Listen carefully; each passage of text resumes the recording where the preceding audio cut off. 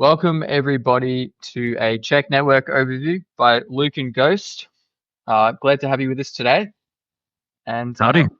looking forward to getting into it. So, just thought we'd start off. We've obviously got plans in the works to do a bit of a content run about Cheqd Network, and this first initial video is just going to be hopefully we're aiming for a 15 to 20 minute overview of what is Cheqd, why it matters, how it works, and where we see it playing a role in the future and a trusted web.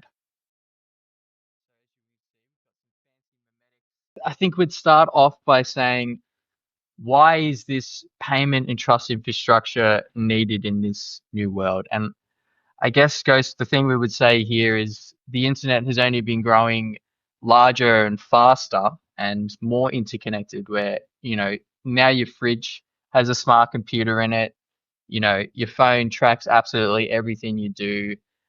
These data channels are not small. This is a massive economy for these players, and I think where Cheqd originated from, I think that'd be good to give them just a little bit of background on where this whole verifiable credential trusted market came from. And it came from the idea of self-sovereign identity, which if I was to put this in simple terms, there was a ledger hack a few years ago on their database where all of their users' information was stored. And basically what that meant was that hackers were able to access this data that Ledger users were required to provide upon ordering and stuff. But this data wasn't secured properly, and it meant that innocent people, buyers of Ledger, were then at risk from nefarious parties, especially in some of the scarier places in the world, were using this information to target crypto investors. Now, it's obviously a very straightforward and simple example, but it goes to show why uh, you know, correct data storage matters. And, there's only more and more hacks and leaks getting out there and doxes and things like that. And so that's kind of where the notion of SSI originally came from. It was providing what did you say before the term? A digital footprint is what it was, is your Yeah. digital footprint in your pocket, in your control. And that's kind of the general Luke, idea, really. Yes. basically you could say that the entirety of Web 2 has been built upon a security flaw in that there is no trust layer for the internet. And because of this, right, um, the whole modern economy is essentially built on the backbone of assuming that users will give up their data without question, right? Mm. And in order really to take the next step into Web3, truly, you go beyond just crypto assets and meme coins, and you start to enter the realm of reputable data and verifiable data, right? And in this case, right, owning your digital footprint and therefore understanding and being able to audit every step you take with that foot in digital environments, right? And that includes across ecosystems, applications, and the like. And maybe Luke, we can go to the next slide and then talk about why Yep. why do we do this, right? So I can say that what, again, as you said before, Web 2 was the dawn of the data tycoon, right?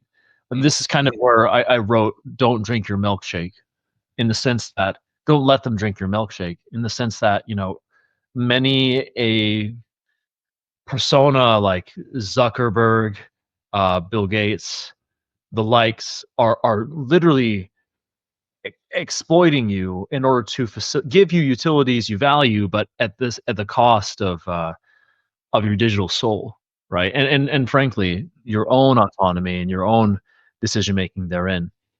And with this sort of advent of like generative AI, again from OpenAI, whose model was completely straight from freely sourced, um, op- openly reputable individual attestations, right? We live in an area where deepfakes are abounding more and more and more, right? And this is also emerging right as the digital world is becoming increasingly integrated into daily life. So the ability for you to trust something digital is becoming less and less true as time goes on, but yet simultaneously more and more of the world is becoming digital as well, which is a great paradox, right? And in the same way, like Pandora's box, right? There's this chaotic demon we've unleashed in the world, and we don't really know how to put it back in, right? Um, and we've seen Ilya mention how these models, for example, of Gen AI, right? They can't scale anymore, no matter how much compute you throw at it, right? That the actual bottleneck is more akin to something like more valuable, verifiable quality data, right? Mm. So, in its essence, being the oil, right, that makes the engine go, right? And if data is the new oil, really, I have to ask, Luke, how do we prevent climate change?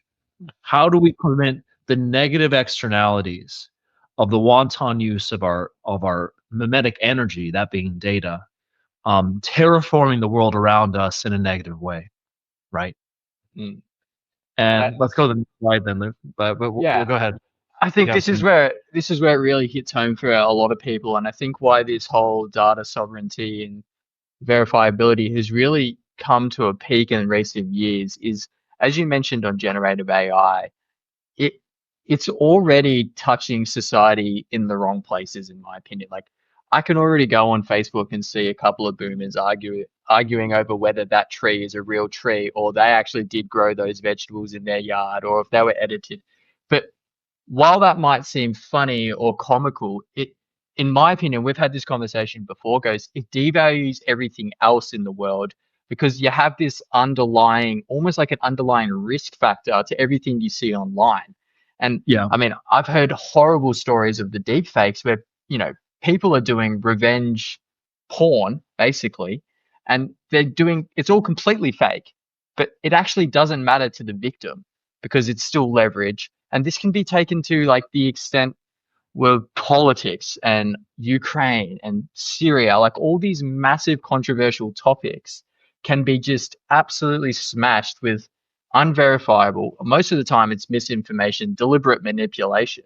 And I think if we're the product online and all these funnels directly into us, it's just scary to me at how much the world is, I would say, reliant on this online platform. Yet at the same time, we have really no way of understanding or organizing what we're seeing, hearing, reading. And I think the AI has just pushed that to the forefront of everyone's mind. Like, people get it now, I think. Well, yeah, I mean, absolutely. It's a matter of recognizing that the psychological relevance of AI has no pertinence of whether or not the data is actually real. Like the boomers you speak of, actually, a lot of them don't even care that a lot of what they see is fake, right? Mm, Um, they don't care if it's simulacra or simulation, right? And so because there's no ability to differentiate, right, these sort of um, we're re-emerging into this more chaotic, almost mythical space where people can be motivated to do seemingly um, completely irrational ends because they've been led along these lines of delusion and mimesis, right? And so, in order to protect yourself, in order to actually like empower the individual, and therefore allow for a more coherent society, where we can actually benefit from these tools instead of be, um, how do you say, instead of hypnotizing ourselves, right? mm, Uh, we have to recognize that we've become prey, right? And we have to recognize who we can trust, right? This is all about cognitive security, right? There's all these other security measures: operational security, communication security, info security, personal security, right? These sort of notions coming out of World War II, right? And in notions of war, right? And the fact is that right now, as you're listening, this whole planet is under siege, right? You are a participant in a massive war of our own undertaking by every device you're using to communicate uh, this very moment. Um, mm, it's inevitable. So again, empowering yourself with military grade data technology and encryption tech is actually quite. It's not a nice to have. It's a necessity. So because if not, then what you become is essentially uh, a tool of what you can call Roko's basilisk, which is a sort of hypermimetic entity working backwards from time, trying to bootstrap itself from your unwitting mind because you have no means of defense or even awareness that you're being taken advantage of, right? In essence, right, like all these, how do you say, self-harming trends, right? Like the woke mind virus, so to speak, a lot of people have been memeing about, right? It really only boils down to a malformed identity and a malformed sense of self. So again, we'll get into what the solution is here, but we're at least identifying the problem as it stands. Yeah, absolutely.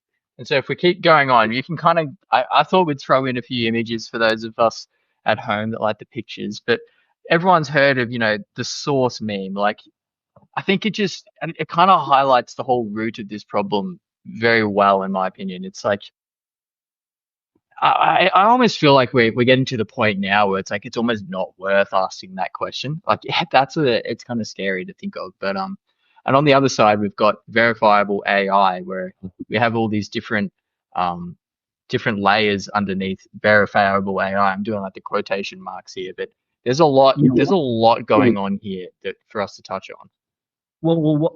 There is no recourse if you have no verifiable source. Anyone can make anything up and become essentially the self-declared gods of their own reality, no matter how destructive an end that will lead themselves to, right? Unless something like the tech stack that Cheqd purports to bring into this world actually comes into existence. So maybe, Luke, we could talk about them, like the trust triangle, or did you want to get Yeah. into this sort of verifiable AI stack? No, I think that was just kind of like a leading into where we're going. But the Yeah, trust yeah, triangle, I think this is a good graph to kind of show the basic concept. Hey, so should we use a driving license example here, just so people understand everyone's role? Um, yeah. let's say the issuer is obviously going to be your government agency or your government body who would issue you a driving True. license. Left-hand entity right here. Yeah, yeah. So an authority, and they would issue your credential to the holder. And the benefit here is if I then go to the bottler and I need to prove that I'm 18 to buy some beers, okay. Typically, you would hold a physical card or a physical license or something like that that can be manipulated as well. There's things as fake IDs, and that's a whole nother, that's a whole nother uh, kettle of fish. The verifier, all they would need to do in this scenario in the tech stack, right, is they can scan or check your credential and they'll be able to see and verify. I think the key thing here is verify. They can do like a real-time verification to see that your credential is still legitimate, and they can trace it back to the issuing body. And without doing anything else, that they can tell that your age is 18 based on your verifiable credential. Did I get that right? Yeah, that's about right. So I think that kind of summarizes the whole basics around a verifiable credential. Is it's a way to point truth or provide truth to something with a verifiable history that attests to something, correct? Yeah, well, and just understand, right? This triangulation of relationships instead of the bilateral one that we typically see in a digital interaction, right? Um, this is the most basic unit of uh, I guess you could say primitive of how the digital world should be rendered in crypto and beyond, right? Right. And from this basic building block, we're going to see a whole bunch of different utilities, right, that need the cryptographic proof in every single step of the process: the issuance, the presentation, the reading, and the writing, and then therefore the implicit trust that comes from the completion of this triangle, right? And then the user autonomy here is an absolute must in order to actually um, appropriately render the real life optionality that we execute every day.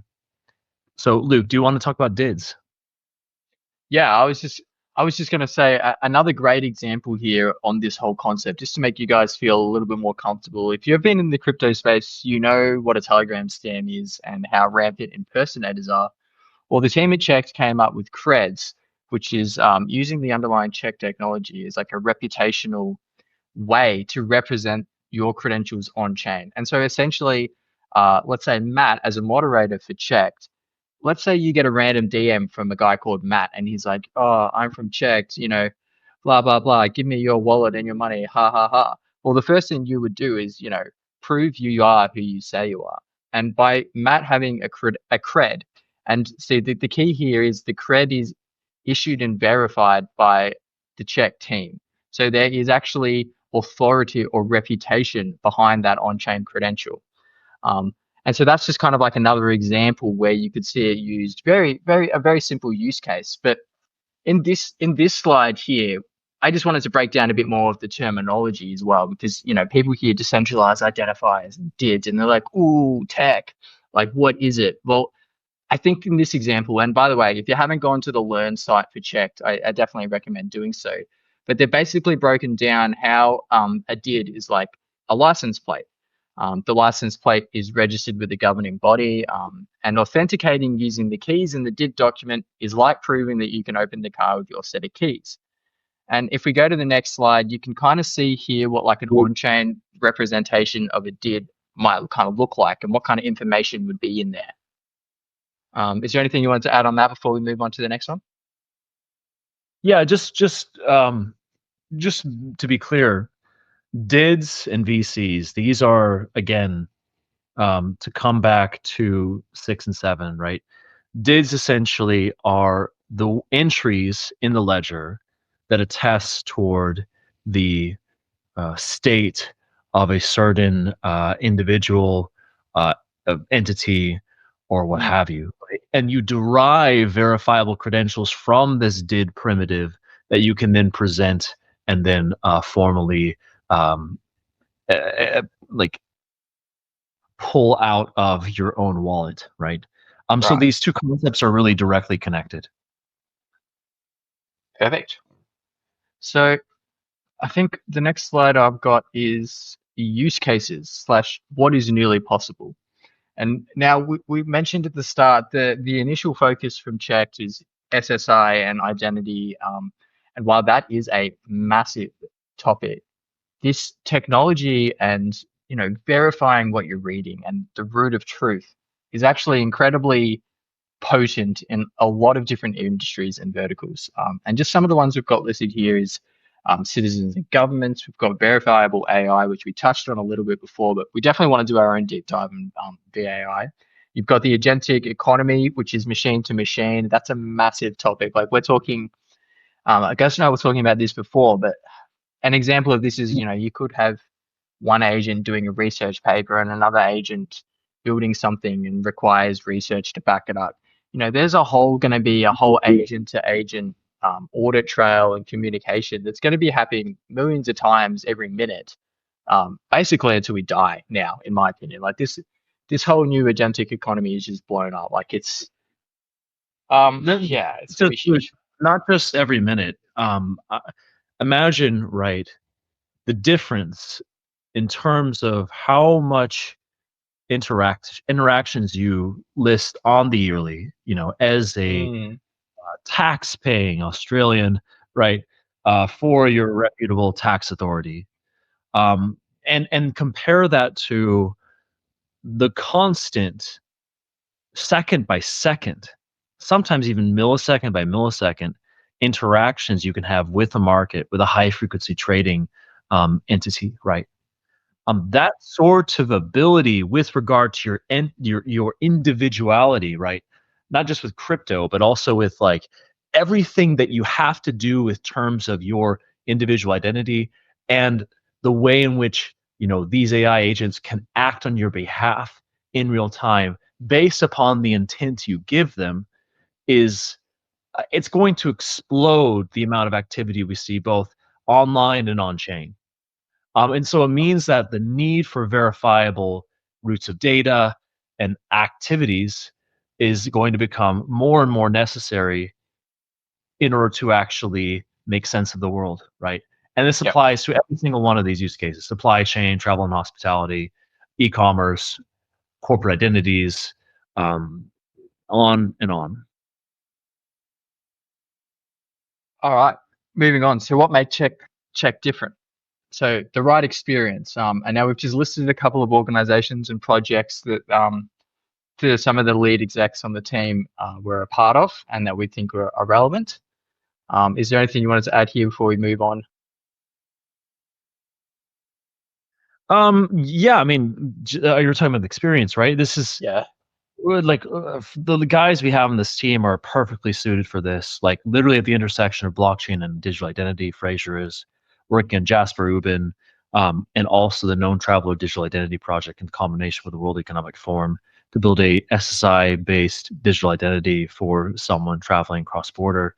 Um, and Anchor in particular, working with the blockchain automation framework within Accenture, an essential abstraction tool for integrating and scaling out chains ad hoc, right?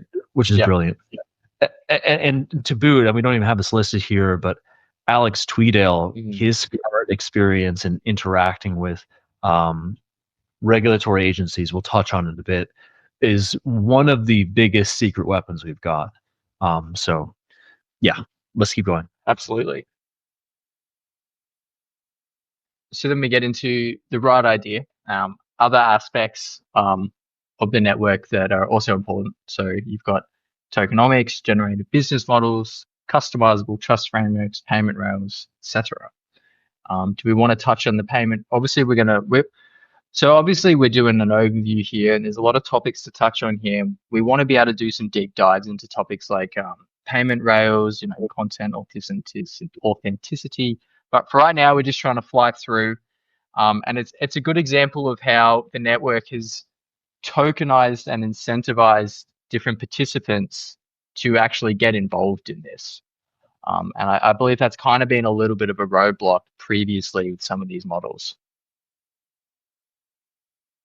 Yeah, I mean, it's a massive roadblock, right? The likes of Visa wish they had the sort of authenticity that a verifiable credential can present with their payment rails. And Cheqd is building crypto scale payment utilities which abstract the utilization of Cheqd and the stablecoins into its base layer. So it's an incredible opportunity, just waiting for the right use case and the right governance framework to apply onto, right? And we can talk about these sort of trust frameworks in general, but they all meld together, right, and build, again, what you can look at is the sort of the rendering of virtual economies in Web3. Mm. And I just think on the payment rails as well, I think it was just today or yesterday, and NatBar actually nominated Cheqd for a payment award, which we thought was pretty cool. So yeah, definitely relevant. On the next slide, we've got, and I think this is the one where we're touching on a bit more of Alex's work in the standards and regulatory space. But the team have really focused on building, would you say, like a composable software kit, adoptable, widely interoperable, so that it's a turnkey solution. And I think that's kind of highlighted with Alex's work with EBSI and the UD wallet and stuff as well. Yeah, I mean, Anchor's laser eyes say it all. He's had a great vision for how you roll out a chain that can scale to millions of users for a long time now. And not only that, but the strategy that goes behind um, bringing together disparate and associated identity providers in the space and using them to scale out your utilities with a common layer one is the way to go. Um, it's undoubtedly where the future of everything is heading. So um, it's just a matter of time before it breaks through. In this also case, he's the technical government. He's the one of the chairs of the technical governance board of DIF, which is extremely prestigious position, the Decentralized Identity Foundation, as well as I think Alex Tweedale himself, he's at diff in an authoritative position and at trust over IP, as well as we're seeing institutional adoption of our primitives, like going back trust registries. These sort of, if you can see in the lower left-hand corner, it's hard to see because it's so small, but the trust registry itself is such an important primitive for the discoverability of a state of a credential, and we are leading that adoption within the EU. Wow. So it's going to lead to the opening of top-down declarations of new economic markets that we'll directly be able to participate in, and that other nations will copy, and therefore we can export our utilities to there as well. Beautiful. Move on to the next one. We've got a flashy slide to grab your attention, but these are just some of the players that we're currently involved with and building solutions with. I think the Coalition for Content Privacy and Authenticity (C2PA) is a big one. I think people we're going to talk about a lot in the future. Yeah, but and it's just one primitive that we're facilitating in the BAI ecosystem. And there's some massive players in there. I think also a shout out to Doc. I mean, if you're watching this video, you might recently have heard that Doc, which is actually one of the longest standing identity chains, has merged their infrastructure and their underlying network into Cheqd Network. And so they're focusing more on the consumer end app facing side, I believe, more so than the infrastructure layer. But they've been putting some pretty impressive plays in the last few months. Like even just since our merge was announced with them, we've had, I think 3 or 4 really big players that they've announced working with, and all that traffic is moving on to Cheqd. Yeah, Doc is going to be an incredible partner. This is exactly what we're talking about in terms of leveraging your network to help benefit the ecosystem as a whole, and it direct, like these sort of plays are exactly why Cheqd is one of the next great utility coins. And you're going to see the hoovering of Cheqd off of exchanges just for the mere utilization and the integration of DIDs on chain. It's really going to be powerful. I think that kind of leads perfectly into our final slide here. And so obviously we're talking about Cheqd. It's a crypto asset, but I thought I would just give a few pointers here, a few summaries that everyone likes to know about the tokens. The team has so we're obviously would you call it delegated proof of stake? What's the correct term? It's proof of stake that can be delegated. So yeah. Like it's not delegated in the sense that everyone has to delegate, but if you want to delegate, you can. Yeah. So I guess the key thing there is it's proof of stake, which is naturally inflationary. By proof of stake, you also have not necessarily, but we are, yes. Yeah.